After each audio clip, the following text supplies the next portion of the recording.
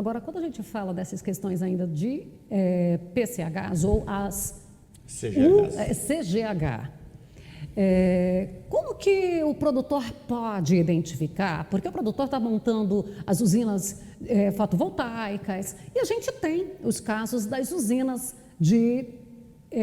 das hidrelétricas, que aí temos então as PCHs e as CGHs. Nós temos o caso do Nelson Maggioni, que ele conseguiu aí depois de uma missa longa, 12 anos de missa, 12 anos de uma verdadeira batalha, conseguir. Como é que o produtor pode identificar que ele tem uma potencialidade? O que acontece? Uma hidrelétrica, então, eu tenho uma usina tocada à força de água, para sendo bem simplista, né? E para isso, obviamente, eu preciso de água, ou seja, um rio na propriedade. Não necessariamente esse rio tenha condições de me gerar uma usina hidrelétrica, porque eu preciso, para ter uma usina, eu preciso uma multiplicação entre vazão de água e queda de água. Então, o rio por si tem só vazão, mas eu preciso uma queda. Ou essa queda é natural ou ela é artificial. Ou seja, artificial, se eu vou fazer um barramento, eu crio essa queda artificial. Para fazer isso, eu tenho grandes inundações, é o caso dessas usinas de grande porte. E aí tem consequências ambientais, vamos falar assim, né? Mas a gente trabalha muito com CGHs, que são usinas de pequeno porte, até 5 mega, e a gente chama fio d'água, ou seja, a gente faz um barramento no rio, o mínimo necessário para fazer uma tomada d'água e eu tirar essa água para poder turbinar essa água e sim gerar a sua energia, vamos falar assim. Então, o cliente lá tem um rio, tem um potencial, vamos dizer assim, a gente vai lá e faz uma avaliação prévia para saber se ali é factível de fazer, não é, enfim. E tendo esse potencial e ele sendo execuível, vamos dizer assim, a gente começa todo o trâmite aí de fazer um projeto, fazer a parte ambiental, enfim, e trabalhar rumo à obtenção da licença de instalação, que é o que me permite eu, efetivamente começar a construir e, enfim, gerar energia. Nesta geração de energia, nós temos aqui imagens da usina Fazenda Velha. Naturalmente, certamente, Alessandro, você deve ter acompanhado bastante ali, viu bastante desse trabalho. Não sei se o Epitácio chegou a ver ali também. Eu conheço, não trabalhei Conhece, lá. né? Então, a gente tem imagens aí nesse momento, que a gente está vendo da usina Fazenda Velha, que ela é aqui, bem próxima do município. No Rio Ariranha. Mesmo Rio de São Nelson. E quando faz esse barramento para uma PCH ou uma para CGH, a gente não tem aquela mesma invasão de uma usina grande, né? Aquele represamento. É relativo, eu posso ter uma CGH com impacto maior que uma PCH, por exemplo, apesar que elas são classificadas dentro de área de inundação. Mas a CGH ela tem por conceito já fio d'água, ou seja, reservatórios menores. Essa Fazenda Velha é uma PCH. CGH a gente trabalha com alagues de até 10 hectares, por exemplo. A partir daí, pelo meio ambiente de Goiás, são classificações que aí vai tendo mais consequências e, enfim, contrapontos de recuperação de flora, fauna, enfim, de reflorestamento. Alessandro, e aí vocês têm esse trabalho também que acompanha ali, que dá todo o suporte para que o produtor, uma consultoria, ele já pode procurar antes de qualquer iniciativa. Sim, igual eu estava conversando anteriormente, é muito importante fazer um planejamento antes, se é possível, se tem essa capacidade hídrica de instalação. Então, todo esse trabalho de levantamento inicial das informações, topografia, vazão, essa queda d'água, a gente está apto a realizar também. Depois, em seguida, é importante ter um parceiro que tenha esse conhecimento nessa parte, igual o Epitácio, para dar prosseguimento no projeto básico mesmo da usina. Aí, depois disso, vem as implantações, né? Então, esse estudo todo inicial, a gente está apto a fazer isso, entregar isso nas mãos dele, para ele fazer os estudos mais aprofundados de viabilidade de implantação do empreendimento. Olha, o que a gente quer mostrar para o produtor rural é que ele, em qualquer região do país, os processos. Então, é essa questão do planejamento e os passos a serem dados. Porque, de repente, eu quero implantar, eu quero trazer uma empresa aqui para instalar uma usina. Você precisa desse levantamento ambiental, de um planejamento, e a partir disso, a sua empresa ela trabalha nessa questão de implantação desta usina? Funciona assim, do ponto zero. A gente vai lá e faz um levantamento preliminar do potencial, se ele existe ou não. E ele existindo, a gente vai, faz todo um trabalho de topografia, enfim, desenvolve um projeto básico desse empreendimento, saber qual que é a potência que é da área da laga, isso tudo a gente define, e isso a gente passa para a parte ambiental. Eu não trabalho com ambiental, a gente sempre trabalha, faz projeto do Brasil todo, então a gente acaba passando sempre para equipes ambientais locais. O caso aqui. Até porque tem aquelas questões regionais, as particularidades de cada estado, e isso aí é importante, que eu tenho o Alessandro, que conhece aqui de Goiás, eu tenho o João, que conhece do Rio Grande do Sul, o Emanuel, que conhece lá do Pernambuco. E ele vai e faz todo o trabalho ambiental com base nesse projeto básico que eu montei, ele vai lá e obtém a licença de instalação. Com essa licença de instalação, volta para cá e a gente desenvolve, então, a implantação em si do projeto. Com acompanhamento ambiental sempre, porque eu lá na frente vou precisar de uma licença de operação. Então, são licenças distintas. Tudo licença distinta. Tem uma licença de instalação e após uma de operação. O que é a de operação? Ela vai certificar que tudo que eu falei que eu ia fazer, eu realmente cumpri. As recomposições e tudo mais. Aí, em que momento, agora uma pergunta bem leiga aqui, e fiquem à vontade para me ajudar aí, em que momento, porque eu sei que tem que jogar na rede de energia elétrica, em que momento que eu tenho que estar fazendo esse contato com a concessionária de energia daquela localidade? Na verdade, a gente faz isso antes de entrar, inclusive, com o ambiental. Eu faço o projeto básico, ou antes do projeto básico, a gente faz uma consulta de acesso. Porque eu posso estar num lugar tão remoto e tão distante que a linha de transmissão inviabiliza o meu negócio. Então, antes mesmo de fazer o projeto ambiental, a gente já vai e consulta a concessionária. Vem cá, eu vou fazer uma usina aqui, aonde que você vai me conectar? Pode ser que ele me conecte a 100 km daqui e aí inviabiliza o negócio, ou pode ser que seja perto. Então, antes do ambiental mesmo, eu já tenho o ponto de conexão. Até porque faz parte do projeto dele já, inclusive, o ponto de conexão, aonde que eu vou injetar energia. Então, quer dizer, a coisa é bem complexa mesmo, bem né? Complexa. E por isso que precisa de empresas sérias para estar fazendo esse estudo de viabilidade. Não adianta nada você querer, mas igual o colega falou, é viável, existem fatores ali que vai me sustentar ali na frente, então esse planejamento ele é muito importante. Acho que o Alessandro tocou num ponto bem importante, é a confiança.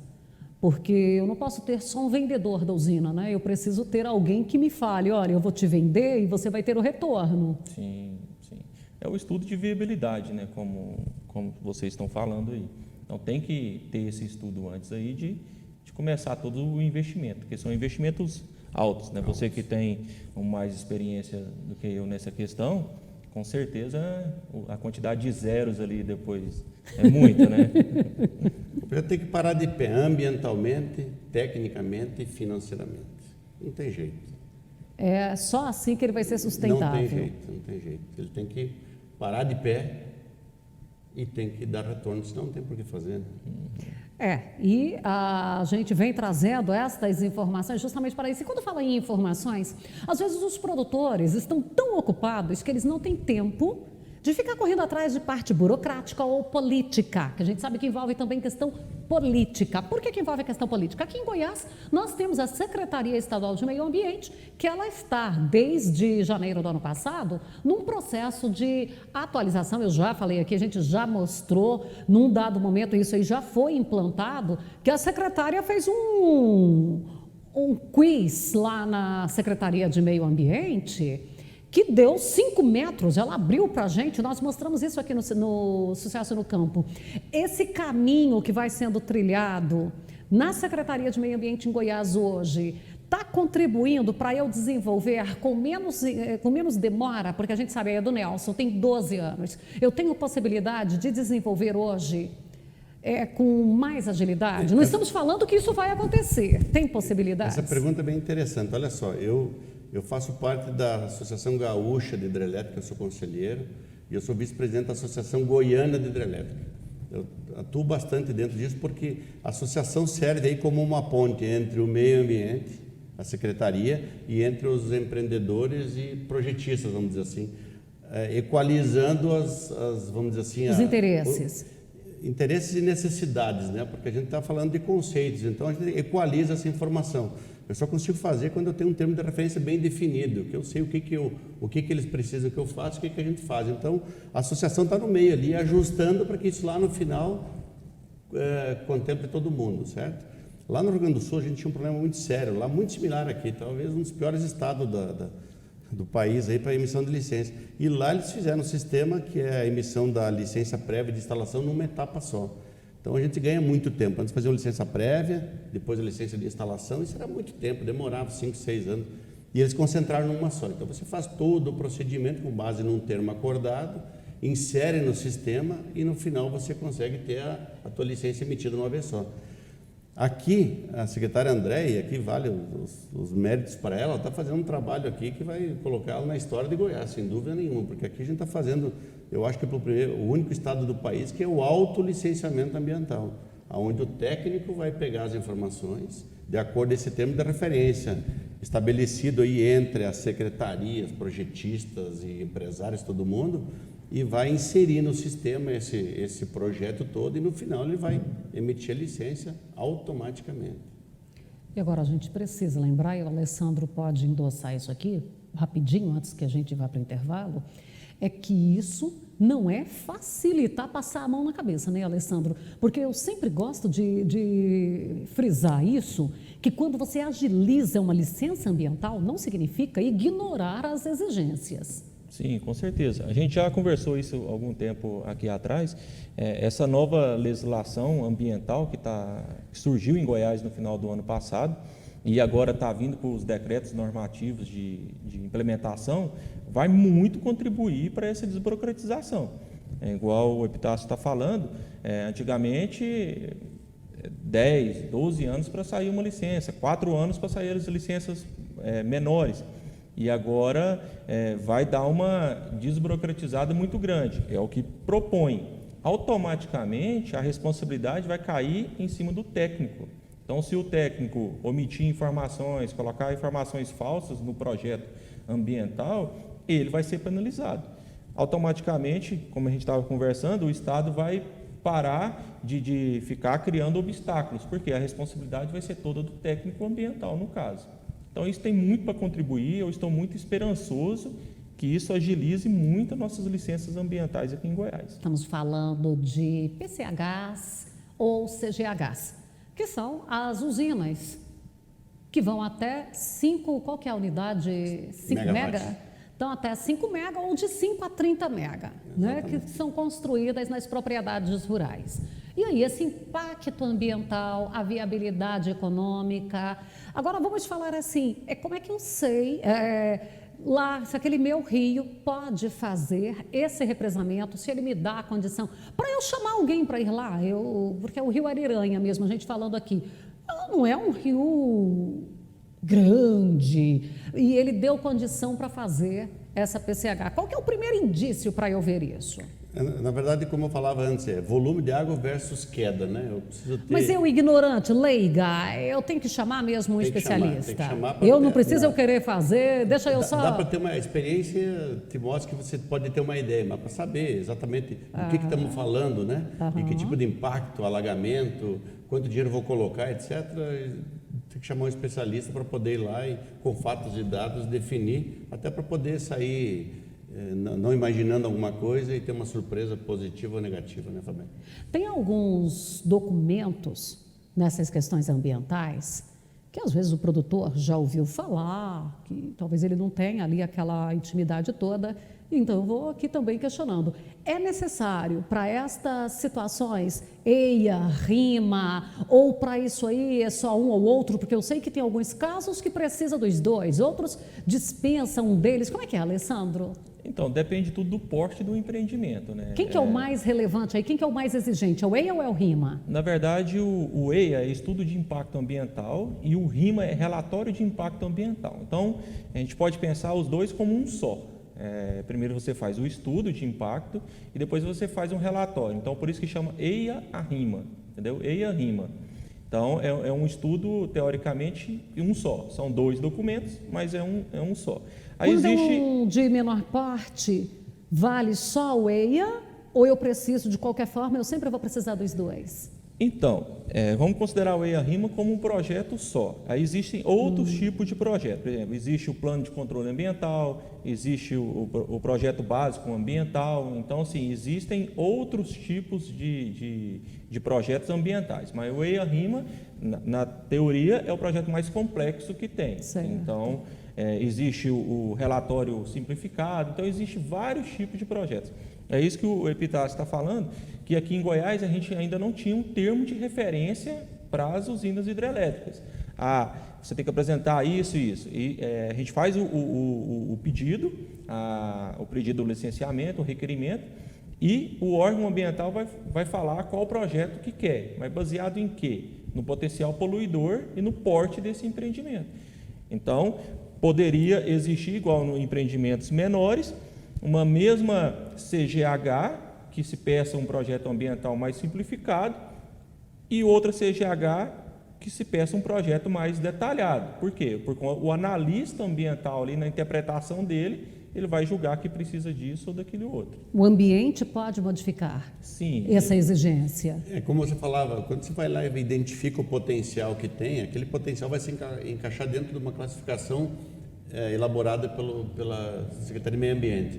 E aquela classificação vai determinar qual é que é o termo de referência que vai ter. Então, eu preciso saber a potência para saber o que eu vou ter que fazer para cumprir, obter a licença. E isso vai ser normatizado ainda. Hoje em dia está muito na interpretação do analista ali, sabe? Então, com essa nova legislação, com o novo decreto, onde vai criar essas classificações. A lâmina d'água de alagamento até 10 hectares, lâmina d'água daí para cima. Então, vou exigir o estudo tal e tal e tal.